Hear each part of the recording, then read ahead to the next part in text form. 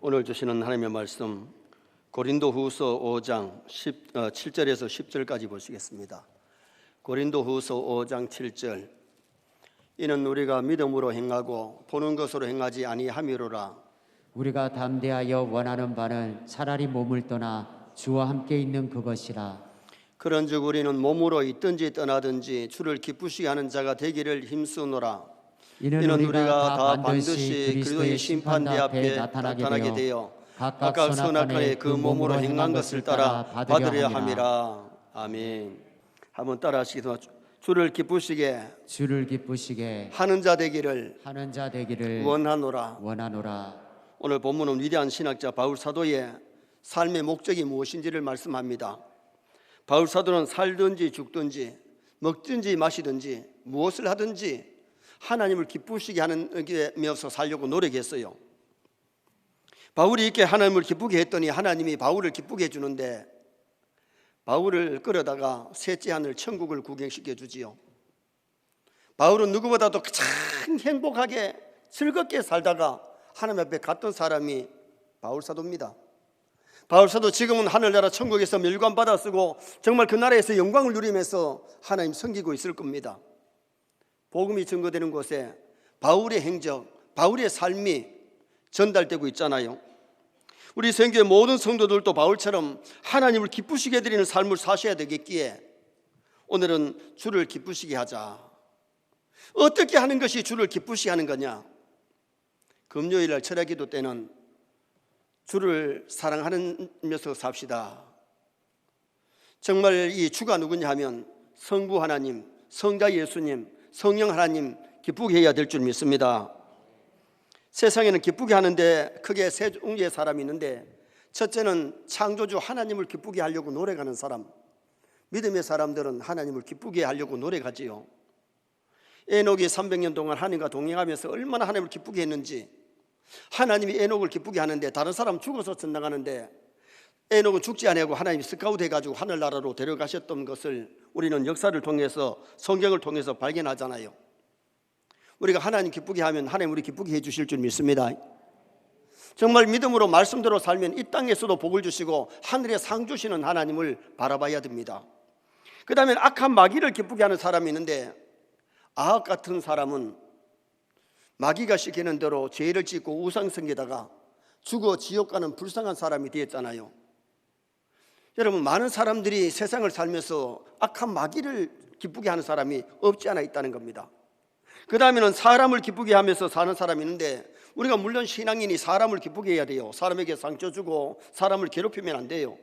그러나 주 안에서 사람을 기쁘게 해야지 주 밖에서 사람을 기쁘게 하다 보면 사람의 종이 되고 죄 짓는 그런 결과를 초래할 수도 있거든요.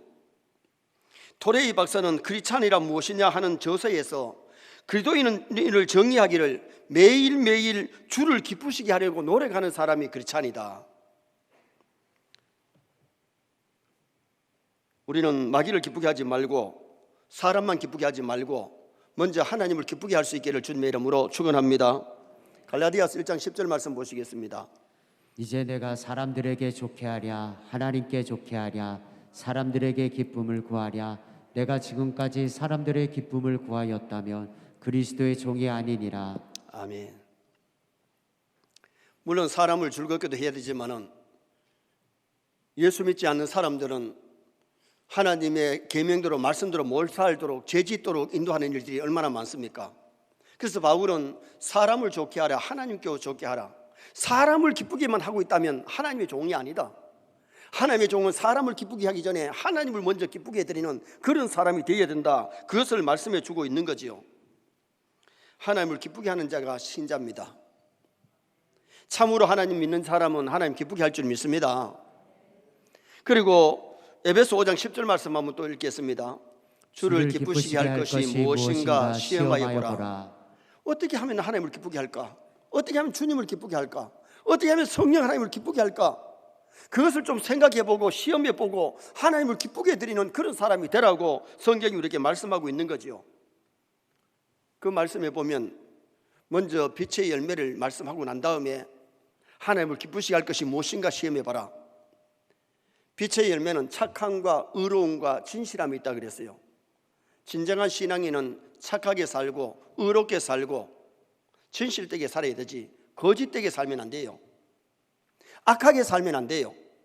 그래서 오늘 본문에서 우리에게 가르쳐주는 정말 주님을 기쁘시게 하는 것이 뭐냐? 첫째는 참된 믿음이 있어야 하나님을 기쁘게 할 수 있습니다. 믿음이 하나님을 기쁘게 해드릴 수 있어요. 7절 말씀 한번 읽어보시겠습니다. 이는 우리가 믿음으로 행하고 보는 것으로 행하지 아니함이로라. 바울 사도 같은 사람들이 믿음으로 행한 이유가 뭐냐? 믿음으로 하나님을 기쁘게 해드릴 수 있기 때문에. 믿음이 없이도 사람을 기쁘게 할 수 있고, 믿음이 없이는 어떻게 보면 마귀를 기쁘게 할 수 있지만은 믿음 없이는 하나님을 기쁘시게 할 수가 없다는 거예요. 믿음으로 살 때 하나님이 영광을 받으시고 믿음으로 살 때 하나님이 기뻐하신다. 히브리서 11장 6절 말씀 보시겠습니다. 믿음이 없이는 하나님을 기쁘시게 하지 못하나니 하나님께 나아가는 자는 반드시 그가 계신 것과 또한 그가 자기를 찾는 자들에게 상 주시는 이심을 믿어야 할지니라. 아멘. 미국의 역대 대통령 중에 크리스찬 아닌 사람 없습니다. 미국의 대통령이지만은 하나님을 기쁘시게 알고 참 노력 많이 한 사람도 있고 적게 한 사람도 있는데, 정말 우리가 중요한 것은 이 세상을 살다가 세상 떠났을 때에 주님의 심판대 앞에서 주님을 기쁘시게 한 사람은 상을 받지만은 주님을 기쁘시게 하지 못한 사람은 상이 없는 겁니다. 정말 우리가 믿음이 있다면은 하나님을 기쁘게 해드려야 되는데, 하나님을 기쁘게 하는 것은 돈이나 음식이 하나님을 기쁘게 하는 게 아니에요. 믿음이 있어야 하나님을 기쁘게 해드릴 수 있는데, 믿음에는 몇 가지가 있습니다. 믿음 중에 참된 믿음이 있는데, 이 참된 믿음이 있어야 구원을 받게 되는 거죠. 에베소 2장 8절 말씀 너무 잘 아는 말씀인데 한번 읽어보시겠습니다. 너희는 그 은혜에 의하여 믿음으로 말미암아 구원을 받았으니 이것이 너희에게 난 것이 아니요 하나님의 선물이라. 은혜를 받으면 믿음이 싹이 나고 믿음이 자라요. 은혜를 안 받으면 절대로 믿음이 안 생겨요.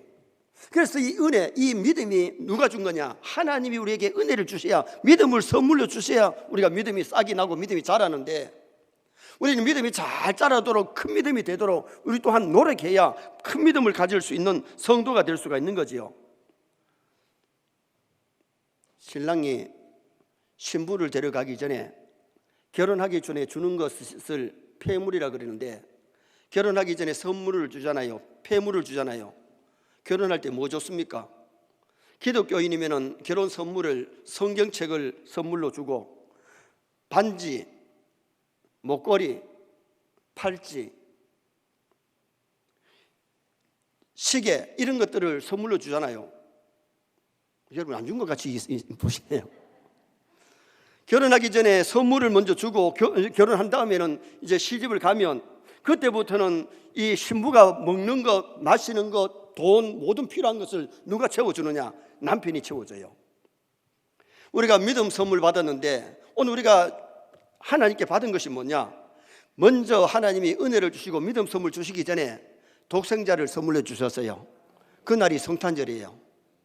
그리고 성령님을 선물로 주셨고, 우리에게 성경 말씀, 지난주에 주신 말씀대로 성경을 선물로 주셨고, 또한 피로값 주고 교회를 세워주셔서 우리를 사랑함으로 교회를 세워주셨는데, 이 교회에서 성경 말씀을 통해서 뭘 받아야 되느냐? 은혜를 받아야 믿음이 자란다. 여러분, 교회 와서 은혜를 받아가지고 믿음이 잘 자라시길 바랍니다. 교회 생활을 제대로 안 하면 절대로 믿음이 성장하지 않아요. 은혜를 받아야 믿음이 성장할 수 있기 때문에 정말 우리가 은혜 받으면 기쁘고 즐거울 뿐만 아니라 믿음으로 세상을 이기는 아름다운 성도가 될 수 있는 거죠. 어느 아주머니가 예수 믿고 이런 고백을 했습니다. 예수님 모르고 살 때는 슬픔의 바다에 가끔씩 기쁨의 파도를 맛보았다. 그러나 예수님을 알고 믿고 난 다음에는 기쁨의 바다에서 가끔 슬픔의 파도를 맛본다 그랬어요. 여러분, 정말 우리가 예수님 영접하여 믿음으로 살면 기쁘고 기쁘도다, 항상 기쁘도다, 기쁠 줄 믿습니다. 마음이 안 기쁜 것은 믿음으로 살지 않기 때문에 그렇지, 정말 세상을 믿음으로 살면요, 세상 살이도 승리하고 정말 이 세상을 즐겁게 아름답게 살아가는 성도가 될 수 있는 거죠. 다음 주일이 성탄절인데 성탄에 오신 주님이 정말 기쁘고 감사하고 즐거운 메리 크리스마스가 되어야지. 주님이 내 마음에 없는데 내 믿음이 없는데 어떻게 메리 크리스마스가 되느냐. 메리 크리스마스가 있는가 하면 엑스마스, 틀린 크리스마스를 보내는 사람들이 얼마나 많으냐. 예수 그리스도가 없이 성탄절을 보낸다는 것은 엑스마스, 틀린 크리스마스죠. 우리 세례 모든 성도가 이번 성탄절 메리 크리스마스 되기를 주님의 이름으로 축원합니다. 그 다음에는 작은 믿음, 믿기는 믿는데 작은 믿음이 있어요. 마태복음 14장 31절을 보시겠습니다. 예수께서 즉시 손을 내밀어 그를 붙잡으시며 이르시되 믿음이 작은 자여 왜 의심하였느냐 하시고. 예수님이 베드로에게 하신 말씀이잖아요. 제자들이 풍랑을 만나가지고 고생할 때에 산에서 기도하시던 예수님이 제자들이 풍랑 만난 걸 아시고 풍랑 만나 바다 위를 처벅 걸어오는데 처음에 제자들은 유령인가 귀신인가 겁을 내면서 벌벌 떨었어요. 그때 예수님이 내니 두려워하지 마라. 그랬더니 베드로가 뭐래 그래요? 성격 급한 베드로가 주시여던 나를 오라 하소서. 오너라. 예수님을 바라보고 바다에 처벅 걸어가다가 옆에서 바람 물결이 쫙 오니까 그것 바라보다가 바다에 빠져가는데 예수님이 오셔서 손을 잡아가지고 배에 올리시면서 믿음이 적은 자여 왜 의심하였느냐. 우리가 신앙생활에 왜 의심이 오느냐, 왜 슬럼프에 빠지고 시험에 드느냐, 믿음이 작기 때문에 그렇습니다. 믿음이 크면 어떤 풍랑이 와도 풍랑을 이기고 예수님 바라보고 승리하지만은 신앙생활을 한다고 해서 예수님 바라보지 않고 천국 바라보지 않고 사람 바라보다가 실망하는 사람이 얼마나 많고 넘어지는 사람이 얼마나 많으냐 그 말입니다. 마태복음 6장 30절에 보면 믿는다고 하면서도 무엇을 먹을까, 무엇을 입을까, 무엇을 마실까, 그런 세상 염려로 가득 차 있는 사람은 믿음이 작은 사람이기 때문에 그렇습니다. 믿음이 굳건하면 모든 것을 주님께 맡기고 승리하는 성도가 될 수 있는 거죠. 그리고 믿음 가운데도 죽은 믿음이 있는데 죽은 믿음 가지고는 구원받을 수 없어요. 야고보서 2장 17절 말씀 또 한번 보시겠습니다. 이와 같이 행함이 없는 믿음은 그 자체가 죽은 것이라. 여러분, 교회를 다니면서 행함이 없는 믿음, 그 믿음은 죽은 믿음이에요. 자신이 예수를 믿는다 그랬지만은 죽은 믿음 가지고는 천국 가지 못하는데 이 행함이 없는 죽은 믿음을 야고보서에는 뭐라 말했느냐, 귀신의 믿음이라 그랬어요. 귀신도 하나님이 천지 만물 창조한 것 알고 위대한 신인 줄 알고 떨기는 하지만은 그 하나님을 경배하지 않기 때문에 귀신들은 천당 못 가고 지옥 가요. 우리가 하나님에 대해서 압니다. 하나님이 살아계신다, 천지 만물 창조했다, 천국이 있다, 지옥이 있다 아는 것 가지고 안 돼요. 그거 아는 만큼 믿어야 될 줄 믿습니다. 믿음이 이렇게 중요합니다. 돈 가지고 천국 가는 게 아니고 금 가지고 천국 가는 것이 아니지만은 믿음으로 천국 가기 때문에 금보다 더 귀한 것이 믿음이라는 겁니다.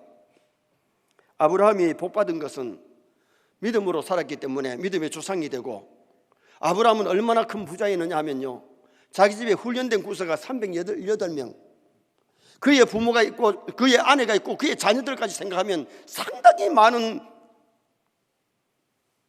사람을 거느리고 우양을 거느리고 가나안 땅에 큰 부자로 살았던 사람인데, 그는 믿음의 부자, 물질에도 부자, 건강에도 부자, 자자손손이 복을 받는 아름다운 사람이 됐는데 믿음이 금보다 더 귀합니다.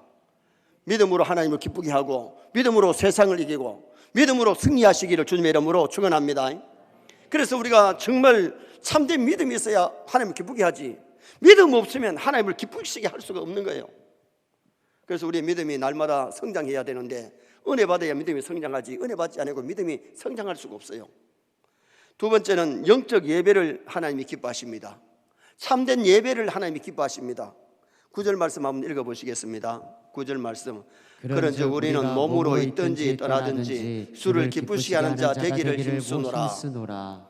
몸으로 있든지 살아있을 때든지 죽어서 영으로 하나님을 섬기든지 정말 하나님 앞에 하나님을 기쁘시게 하는 그 일에 힘쓰겠다고 고백합니다. 로마서 12장 1절 말씀 한번 또 보시겠습니다. 그러므로 형제들아, 내가 하나님의 모든 자비하심으로 너희를 권하노니 너희 몸을 하나님이 기뻐하시는 거룩한 산 제물로 드리라. 이는 너희가 드릴 영적 예배니라. 구약에는 소를 잡고 양을 잡아서 제사드렸지만은 예수님이 우리 죄 때문에 십자가에 죽으신 다음에는 이제 제물이 소나 양이 필요가 없어요. 우리가 이제 신약에 와서는 제사가 아니고 예배를 드리는데, 너희 몸으로 하나님이 기뻐하시는 거룩한 산 제사로 드려라. 여러분, 우리 몸으로 하나님 앞에 예배할 때에 하나님이 기뻐 받으신 예배를 드려야지, 하나님이 받지 아니하는 그런 예배를 드렸다면 어떻게 보면 그것이 허탕이지요. 형식적으로 드리는 예배는 하나님 받지 않아요. 가인의 제사는 하나님이 받지 않으시고 아벨의 예배를 하나님이 받으셨어요. 요한복음 4장 24절 말씀 한번 보시겠습니다. 하나님은 영이시니 예배하는 자가 영과 진리로 예배할지니라. 하나님은 영이시니 예배하는 자가 영과 진리로 성령에 끌려서 하나님의 진리 말씀대로 참된 예배를 올려드려야지, 형식적인 예배, 가인의 예배는 하나님 받지 않으신다는 겁니다. 가인의 제사에는 신령과 진정이 없습니다. 마음속에 미움과 시기와 질투, 교만이 가득 차 있는데 하나님이 그 제사를 받을 수가 없잖아요. 데살로니가전서 2장 4절에 보면 오직 우리 마음을 감찰하시는 하나님을 기쁘게 하려 합니다. 지금도 예배하는 우리 성도들의 마음을 하나님이 감찰하시고요, 우리가 밖에 나가서 일할 때에도 어떤 마음으로 일을 하는지 하나님 우리 마음을 감찰하시는 하나님이세요. 우리의 행동도 감찰하시지만은 우리의 생각과 마음을 감찰하시는 하나님 앞에 우리의 마음이 먼저 아름다워야 되죠. 예배보다 먼저 해야 될 것이 악에서 떠나고 죄를 멀리하고 정결한 마음으로 예배 드리는 것이 참 중요하다는 겁니다. 마태복음 5장 23절 24절 한번 보시겠습니다. 그러므로 예물을 제단에 드리려다가 거기서 내 형제에게 원망 들을 만한 일이 있는 것이 생각나거든 예물을 제단 앞에 두고 먼저 가서 형제와 화목하고 그에 와서 예물을 드리라. 아멘. 상당히 많은 교인들이 교회를 다니면서 육의 형제, 믿음의 형제 간에 상처를 주고받고 화해도 안 하고 화목도 안 하고, 그리고 교회 와서 주야 하면 하나님 예배 받는 줄 아는데, 먼저 우리 신앙인들이 해야 될 것은 하나님과 화목해야 되고 사람과 화목해야 될 줄 믿습니다. 하나님과의 관계가 불편한 사람, 사람과의 관계가 불편한 가운데 교회 와서 예배를 드리면 그 하나님 그 예배를 안 받으시기 때문에 예수님께서 예물을 드리다가도 형제와 화목하지 못한 것이 있거든 가서 화목하고 와서 예배를 드리라, 그렇게 성경은 말씀하고 있는 거잖아요. 정말 우리가 예배를 귀하게 여기면요, 회개할 것 회개하고요, 토요일이 되면은 사워 모욕도 하고, 그리고 주일 준비를 해가지고 정말 주일날 깨끗한 옷 입고 교회 와서 신령과 진정으로 하나님께 드리는 올바른 예배를 드릴 때에 하나님이 그 예배를 받으시고 은혜 베풀어 주세요. 여러분, 우리는 예배를 멸시하면 안 돼요. 예배를 시시하게 여기면 안 돼요. 예배 늘 지각하는 것, 하나님 기뻐하는 것 아니에요. 여러분, 참된 예배를 드리면 지각하지 마시고 온전히 좀 드리시길 바랍니다. 몸과 마음과 믿음을 하나님 앞에 올려드리는 그런 예배를 하나님께서 기뻐하신다는 거예요. 일주일에 예배를 한 번 드리는 사람이 있는가 하면 2번 드리는 사람, 3번 드리는 사람, 10번 드리는 사람이 있는데, 정말 우리가 하나님이 기뻐하시는 예배를 잘 드렸을 때에 예배를 통해서 하나님께 영광 돌리고 예배를 통해서 하나님 섬기는 거예요. 예배 안 드리는 사람이 기독 신자가 아니잖아요. 주일날 우리가 일주일에 첫날 제일 해야 될 일이 뭐예요? 하나님께 와서 예배 드려야지. 예배를 안 드리면 주일을 성수한 것이 아니에요. 주일날 해야 될 첫째가 하나님 앞에 예배예요. 예배를 통해서 하나님께 영광 돌리시기를 주님의 이름으로 축원합니다. 그리고 세례교인의 첫째 의무가 공예배를 통해 예배 드리는 거예요. 공예배가 주일 낮 예배, 주일 저녁 예배, 수요 예배인데, 정말 여러분 이 3번 할 주일에 3번만 예배 잘 들어봐요. 믿음이 성장하지요. 하나님을 기쁘게 드릴 수 있지요. 은혜 받을 수 있지요. 예배를 중하게 안 여기니까 예배를 경멸히 여기면 믿음도 자라지 아니하고 하나님 앞에 가서 칭찬 상급받을 수가 없는 거예요. 사무엘상 2장 17절 말씀 한번 보시겠습니다. 이 소년들의 죄가 여호와 앞에 심히 크면 그들이 여호와의 제사를 멸시함이었더라. 구약의 제사는 하나님 섬기는 행위예요. 신약의 하나님 섬기는 행위가 예배예요. 홈리 비누아스가 하나님 앞에 제사를 멸시하니까 하나님께 드려야 될 고기를 갖다가 먼저 꺼내가지고 맛있는 거 쥐먹고, 그리고 하나님 앞에 제사를 멸시하니까 블레셋 전쟁터에 벗개 메고 나가면 이길 줄 알고 벗개 메고 나가는데 벗개는 빼앗기고 그 전쟁터에서 피를 흘리면서 전사하고 말았잖아요. 엘리 가정이 패망하고 나라가 완전히 전쟁에서 패전하는 그런 결과를 초래하고 말았던 겁니다. 참으로 앞길에서 떠나서 신령과 진정으로 예배하면 하나님께 영광이 되고 은혜가 임할 줄 믿습니다. 기쁨이 임할 줄 믿습니다. 하나님 주신 신령한 복이 그 시간에 임하게 되는 거지요. 에녹은 300년 동안 하나님과 동행하면서 예배도 잘 드렸고 말씀대로 살았기 때문에 하나님과 동행하는 삶을 살다가 하나님이 데려가시니까 천국으로 이사를 갔는데, 여러분 우리는 이 땅에 살다가 우리도 다 어느 날 하나님 부르시면 가야 됩니다. 여러분 오늘 또 부르면 우리는 가야 되겠지. 죽으면 한가할 수가 없어요. 죽은 다음에 죽음으로 끝이 나는 게 아니잖아요. 이 육체는 화장터에 가가지고 2시간 만에 잿더미 대가 나옵니다. 우리 영혼이 하나님 앞에 가서 심판을 받게 될 텐데, 하나님 앞에 가서 우리가 이 땅에서 얼마나 하나님 잘 생겼느냐, 첫째가 하나님 생긴 행위가 첫째가 예배인데, 예배를 제대로 드렸느냐 못 드렸느냐. 그 면도에 우리가 믿음으로 살지 못한 것 회개하고요, 이제 더욱 믿음으로 살아야 되고요. 그런데 우리 예배를 시시하게 여기고 멸시했다면 이제부터 예배에 올인하시길 바랍니다. 성공하시기 바랍니다. 예배를 통해서 하나님께 영광 돌리고, 예배를 통해서 하나님 섬기고, 예배를 통해서 은혜와 복을 받아야 믿음이 성장하는 역사가 일어나게 되는 거지요. 그리고 하나님 잘 섬기면 이 땅에서도 하나님 복을 주시고 천국 가서 상 주시는 하나님이 있어요. 그러니까 우리가 믿음이 있다면 상 주시는 하나님을 바라봐야 그게 참된 믿음이라고 성경이 말씀하잖아요. 과원에서 지내던 두 친구가 세상에서는 좀 힘들게 살았는데, 어릴 때 두 사람이 친구로 자랐는데 이제 헤어져 가지고 장성한 사람이 되고 결혼까지 했는데, 만났더니 한 친구는 교회를 다니면서 착실하게 열심히 일을 해가지고 부자가 됐어요. 그런데 한 친구는 겨우 입치레를 하고 직장에 다니기는 다니지만은 너무너무 가난한 거예요. 그래 가난한 친구가 부자 친구를 만나가지고 투덜투덜합니다. 세상은 공평하지 않다, 불공평하다. 누구는 부자가 되고 누구는 이렇게 가난하게 살아야 되느냐고. 그러면서 불평을 털어놓으니까 그 부자 된 친구가, 너 부자 되고 싶니? 부자 되고 싶지. 그러면 내가 시키는 대로 하면 부자 될 텐데 한번 해볼래? 그럼 부자 된다는데 해야지. 그러면 네가 4가지만 내가 일러주는 대로 이 비결을 따라서 해봐라. 첫째가 뭐라고 하니, 주일날은 반드시 교회에 나가서 진심으로 정성을 모아서 하나님께 예배를 드려라. 두 번째는 적든지 많든지 수입의 11조를 정확하게 하나님께 드려라.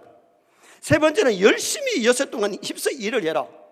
네 번째는 불평할 이유를 찾지 말고 감사할 이유를 찾아서 감사드려라. 그러면서 네가 10년 동안만 이 내가 일러주는 4가지 원칙을 지킨다면 너는 부자가 될 거다. 만약에 이렇게 4가지 원칙을 잘 지켰는데 네가 부자가 되지 못하고 가난하다면 내 재산 절반을 너한테 주마. 그래, 정말이가? 정말이다. 약속을 찰떡같이 했습니다.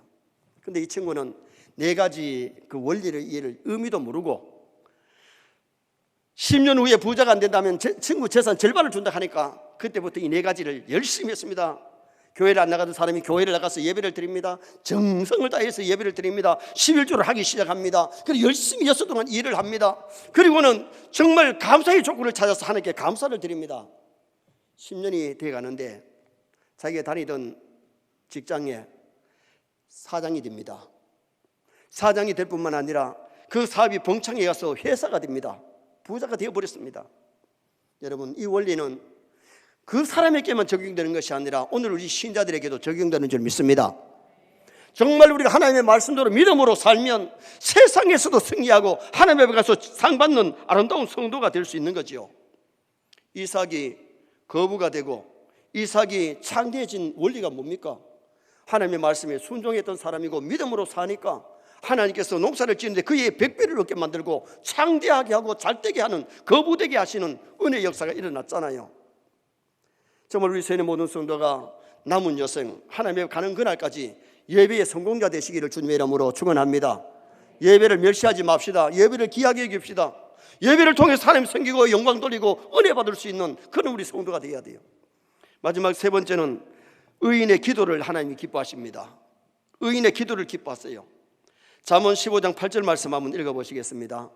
악인의 제사는 여호와께서 미워하셔도 정직한 자의 기도는 그가 기뻐하시느니라. 악인은 제사를 드려도 하나님이 받지 아니하시고 미워하시는데 의인의 기도는 하나님이 기뻐하신다. 그래서 우리가 중요한 것은 기도를 해야 기적을 체험하고 응답을 받지, 기도하지 아니하고는 응답을 받을 수가 없어요. 신앙의 위인들은 다 기도의 사람인데 모세, 사무엘, 여호수아, 아브람, 이삭, 야곱, 욥세 다 기도의 사람, 다니엘이 기도의 사람, 사무엘이 기도의 사람 아니었습니까? 그런데 오늘 많은 사람들이 믿음이 약하니까 하나님이 주시려고 기도해라 그래도 그렇게 기도를 게을리 하는 것이 오늘날 현 시대의 성도들인 겁니다. 에서가 맏아들이지만은 둘째 아들 야곱이 복받은 이유가 뭡니까? 장자의 명분을 하나는 시시하게 여겼고 하나는 귀하게 여긴 겁니다. 야곱은 기도의 사람이기 때문에 많은 기적을 체험하고 하나님의 도움을 받는 사람이 되어졌지요.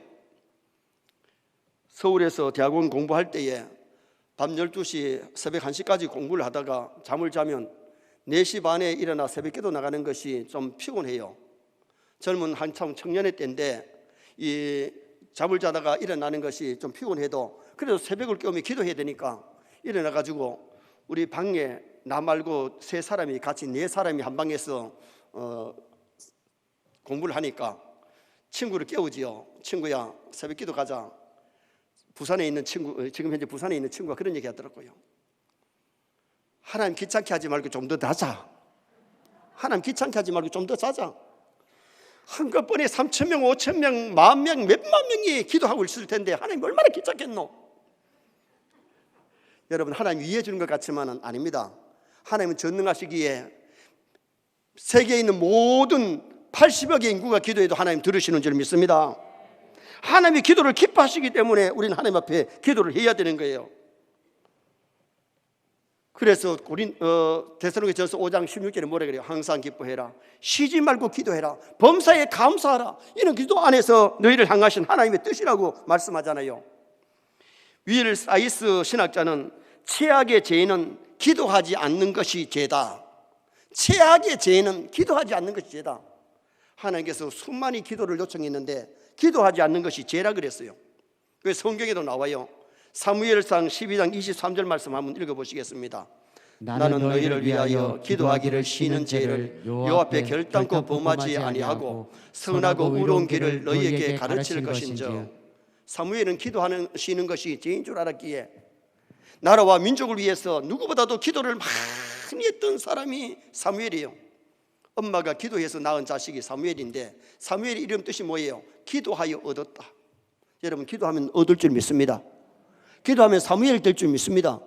근데 많은 사람들이 믿음 있다 그러면서도 기도를 안 해요. 기도를 게을리해요.